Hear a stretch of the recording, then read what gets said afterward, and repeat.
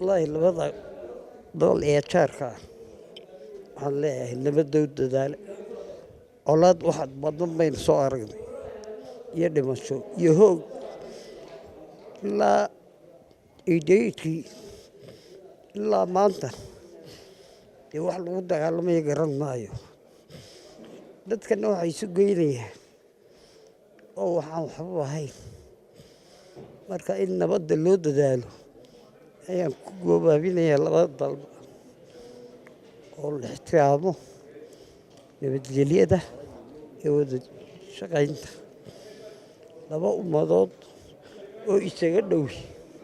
ma jirto ummadda kale koonfur ka timaada yaa lama afnaqaano laakiin nimankan jeerteenka aad baynu isugu dhaqanowni waxaan leeyahay dadku hadday isku dhaqan yihiinna waa dad gacala dee ha la ilaaliyo gacaltooyada iyo nabadgelyadaba colaadi waxba tari mayso wiil baa ku dhintee wiil kuma dhasho soomaali hore hadal u dhammaystay idhaqo aan ku dhaqdee uma arrinku meesha yaalla puntland iyo somaliland waxaas oo jubbaland iyo waxa ay la baxeen labada dale ansiri waa isku dhaqan waa labada waa puntland iyo somaliland waana xuduudda u dhaxaysa waxaa keenaysa marka wax lagu dhiirigeliyo in dagaalku sii horo runtii ma fiicna waxaa wanaagsan nabadgelyadooda inay ilaaliyaan inay isgeliyaan arrinta dee horta siyaasaddu maaha wax loo dhashay waa nin iyo fikirkiisa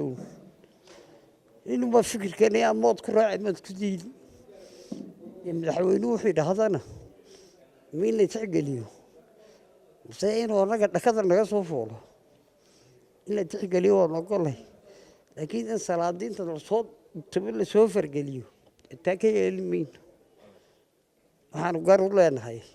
in baan qaadanayn runtii waa xukuumad tayo leh odhan maayo waa xukuumad lowsahla waa xukuumad tayo leh muusana fikirkiisaan aqaana oo ilaa dee waxaanu soo ahayn dhallinyaradii hore muuse markuu maagan yahay keligii tashan maayo dad buu la tashanayaa arrinkuu doonayo ilaa uu dadka la tashado sidii nin dhegale sii dayn maayo waa nin degan waqti dheera waan isnaqaanay muuse muusan teegaanta baabihi markaasuu oo tii kursiga ay saartay adoo arrintu ah wada jeegaantu dhibaato kale ma leh anu dee kuma ogi wax colaada oy hayaan inta badanna uma dhegeysta iminka idaacadaha iyo tviyada sababtan u dhegeysan waayo waxa weeye markiiba warka mid khilaafsan baa soo baxaya